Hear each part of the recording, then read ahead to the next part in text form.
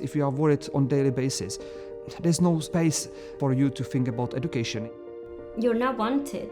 Even with education in Czech Republic, I wasn't able to get a job. What really got me into it was really my sister, the way that my sister's been treated in Slovakia compared to here. We want your children in our school. They are unbelievably clever. I'm planning to do neuropsychology. She's the first Roma qualified lawyer in the UK. I've got a medal from the Queen. Česko kvůli Brexitu posiluje zastoupení ve Velké Británii. There is just 2 days to process all this. We've always considered the society very tolerant, and suddenly they don't want us here. I've just put so much effort into it. It's not something that I want to give up.